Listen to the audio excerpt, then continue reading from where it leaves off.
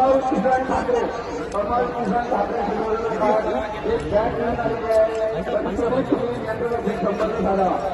ज्या लोकांचे नाव लॉन्च होत आहेत ज्या लोकांचे नाव लॉन्च होत आहेत त्या सर्वांनी पोलीस नियंत्रण कक्षाचे संपर्क करायचा आहे. ज्या लोकांचे नाव लॉन्च होत आहे त्या लोकांनी पोलीस नियंत्रण करायचं आहे.